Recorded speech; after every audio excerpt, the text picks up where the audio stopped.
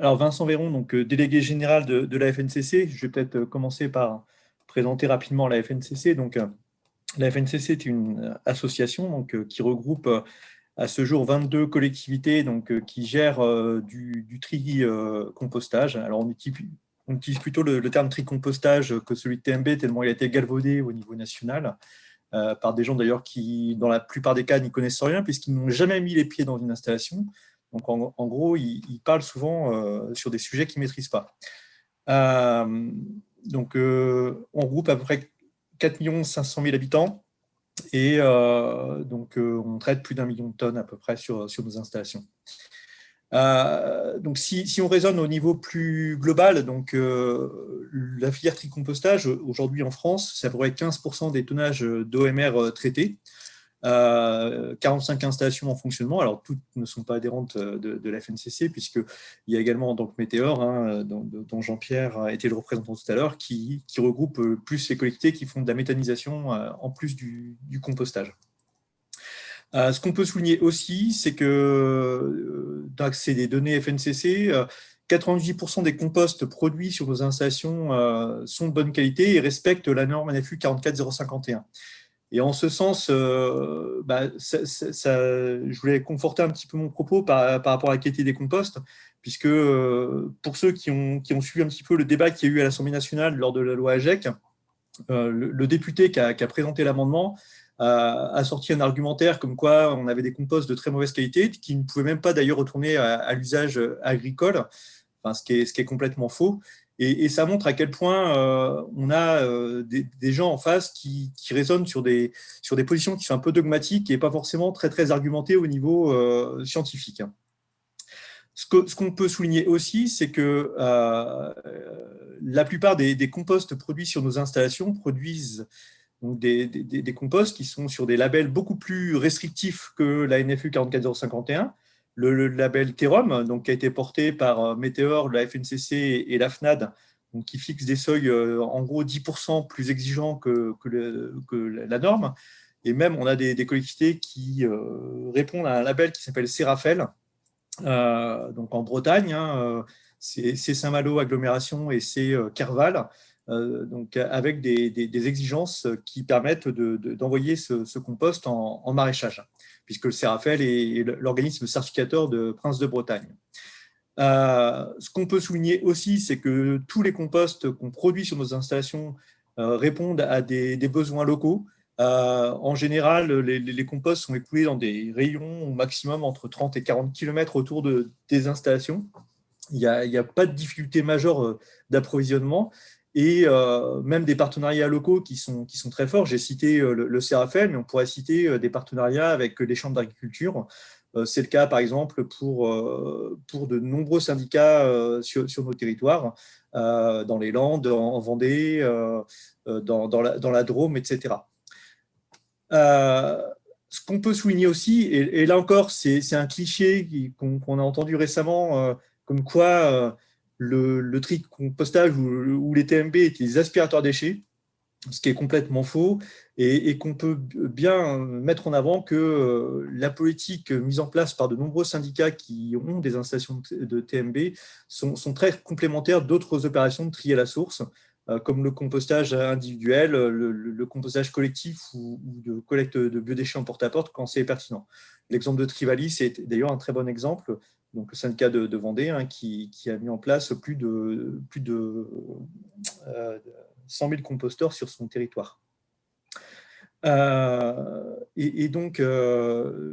clairement, mon propos va être justement d'argumenter sur le fait que le TMB peut être complémentaire avec des moyens de tri à la source des biodéchets. Enfin, ce que je voudrais mettre en avant aussi, c'est qu'on s'est beaucoup focalisé dans le débat au niveau national, notamment par les associations qui ont été citées par Jean-Pierre tout à l'heure, qui se sont prononcées contre le TMB d'une manière assez virulente et depuis de très très nombreuses années, que le TMB avait d'autres finalités que simplement la valorisation de la matière organique. Aujourd'hui, sur nos installations, on est capable de sortir les métaux, on est capable de sortir du CSR, et c'est une filière qui est en train de se développer de manière assez importante pour justement détourner de l'enfouissement les déchets. On est capable également de sortir les piles. Je citerai deux exemples. C'est le SM-TOM. Donc, Edward Steele était d'ailleurs intervenu dans dans un précédent webinaire organisé par le RISPO, opération qui est financée d'ailleurs par Screlec et Corepil, donc qui montre bien l'intérêt. Et puis il y a une deuxième unité qui aujourd'hui extrait les piles, c'est celle d'Altrion, donc dans le département de la Haute-Loire. Et ces piles sont valorisées au même titre que les piles qui peuvent être collectées de manière séparée dans les déchetteries ou dans les commerces. Autre filière qui se développe, le verre et les inertes. Il y a des exemples, par exemple le Sictom du Marsan, qui aujourd'hui arrive à extraire de manière assez poussée ces matériaux. Donc très clairement, l'intérêt du TMB, il n'est pas seulement sur la matière organique, et il est complémentaire avec d'autres filières de valorisation. Comme je voulais le souligner dans mon propos, donc je l'illustre ici à travers des graphiques et des chiffres, la notion d'aspirateur à déchets. Vous savez que l'ADEME a présenté assez récemment donc, des territoires définis comme pionniers de la gestion des déchets, qui sont des collectivités qui, pour la plupart, ont mis en place des tarifications incitatives. Il y a eu donc 58 collectivités définies comme territoires pionniers en 2017. Sur ces 58, il y en a 12 qui sont des collectivités adhérentes à des syndicats de traitement qui utilisent du TMB. C'est le cas beaucoup dans l'ouest de la France. Il y a Trivalis. Au niveau de Valeur 3E, donc syndicat dont je suis le directeur, on a donc 3 de nos 4 adhérents qui sont cités dans ces territoires. Donc, on montre clairement que il n'y a pas d'incompatibilité entre la prévention et la tarification incitative et le TMB. Donc, sur la norme de compost, j'en ai parlé, on a donc aujourd'hui 98% des composts qui sont conformes. Alors, on peut toujours critiquer les seuils, et là-dessus, la FNCC n'est pas du tout fermée sur la possibilité de durcir les seuils. On est tous conscients que l'impact environnemental, notamment sur les inertes, et que, bien entendu, on ne peut pas se contenter de rester sur des valeurs qui sont celles qui ont été définies il y a presque une quinzaine d'années maintenant. Donc voilà, là-dessus, il n'y a pas d'ambiguïté. Ce qu'on peut souligner aussi, c'est que la collecte séparée des biodéchets ne garantit pas qu'on aura une part de biodéchets dans le résiduel qui sera meilleure que d'autres territoires. Je l'illustre à travers le graphique que vous avez sur donc, la gauche du diaporama. Donc, à travers des données donc, qui sont issues des rapports annuels de collectivités qui ont des collectes séparées de biodéchets, donc qui sont signifiés sous la forme CB, donc avec un numéro. Je n'ai pas cité, bien entendu, les collectivités.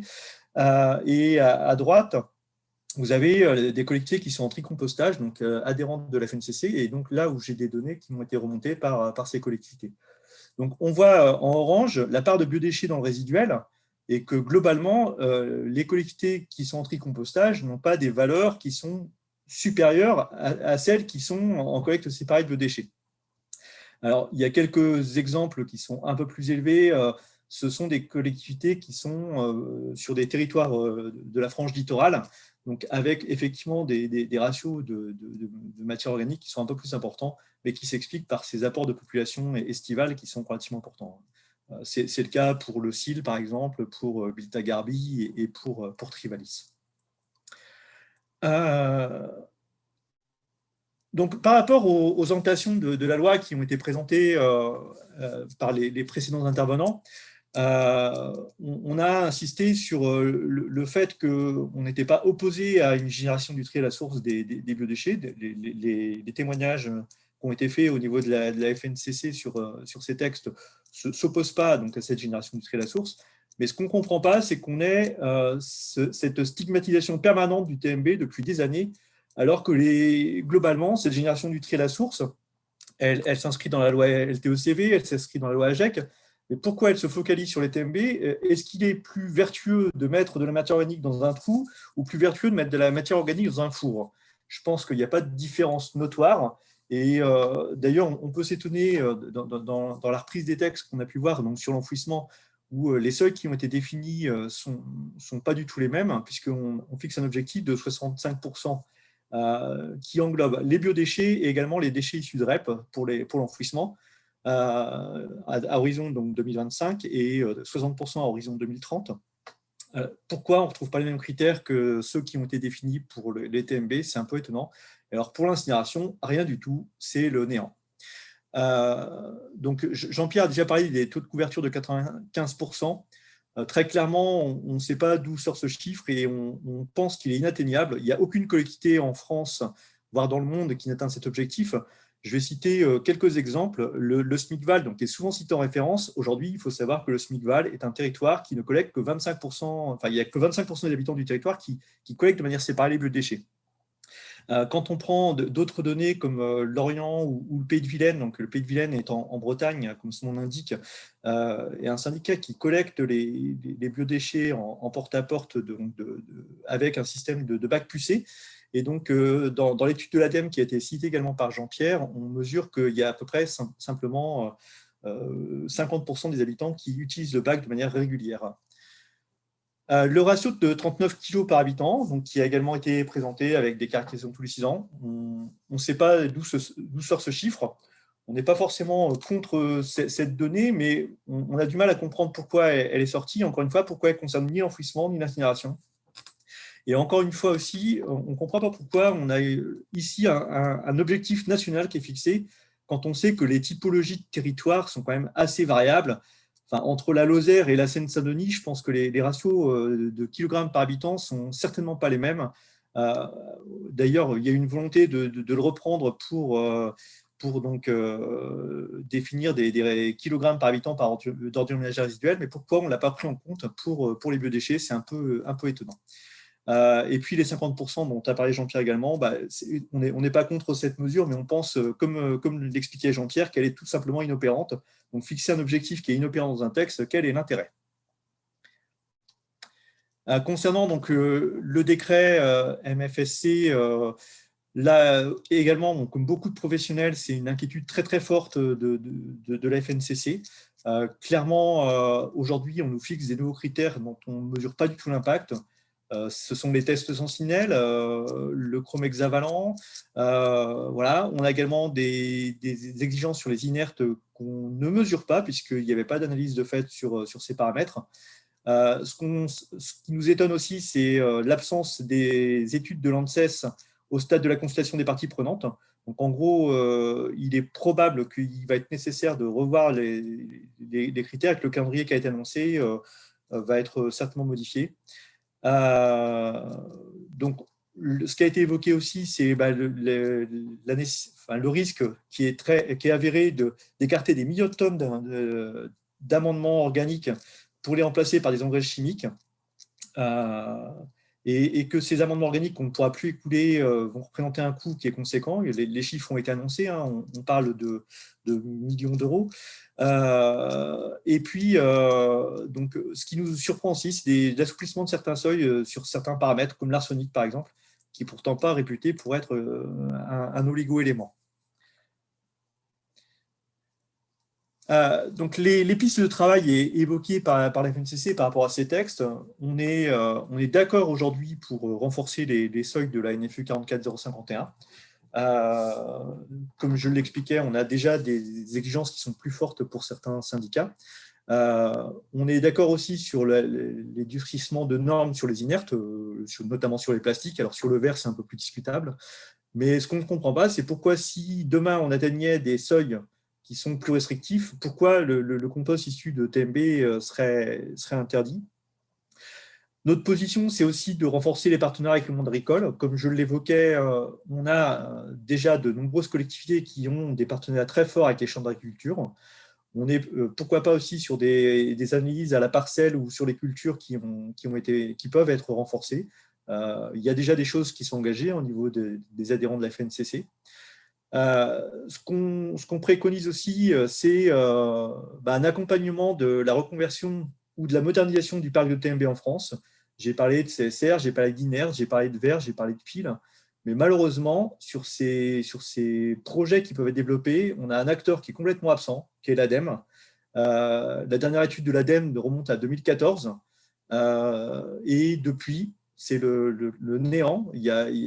On a une absence complète de l'ADEME sur cette filière de TMB, et de manière plus générale d'ailleurs sur le traitement des déchets, puisqu'il n'y a aucune étude sur le sujet qui est sortie depuis de nombreuses années. Notre position aussi, c'est que la production de TMB issue de compost peut s'intégrer dans une chaîne plus globale de l'organique au niveau national, qu'on résume de la manière suivante. La nécessité donc, du tri à la source qui peut être complémentaire du TMB avec du compostage collectif. Pourquoi pas des collectes séparées sur des territoires où ça a une certaine pertinence. On pense notamment à l'habitat vertical, à des restaurateurs du littoral. Bien entendu, ne pas oublier les déchets verts, collectant déchetterie. Et le TMB, donc, qui viendrait en complément. Un bon exemple récent, c'est celui du Cevadec, qui, depuis des années, collecte de manière séparée les biodéchets et qui a donc décidé de construire un TMB, alors même s'il ne l'appelle pas comme ça, pour faire de la méthanisation sur la partie donc, organique du résiduel. Ça démontre clairement que voilà, on peut être complémentaire. Et donc, pour terminer, ici un petit schéma qui représente donc l'ensemble des flux qui pourraient être extraits demain des TMB. Donc, sur les reflux primaires, on a la récupération des métaux, les PVC qui sont souvent incompatibles avec les nécessaires, donc on a intérêt à les sortir. Pourquoi pas un peu d'enfouissement ou d'incinération traditionnelle. Et sur les reflux d'affinage secondaire, la récupération des piles, du verre, des inertes et de l'organique pour produire un compost normé. Donc voilà un peu rapidement la position de la FNCC sur la complémentarité de nos outils avec le tri et la source.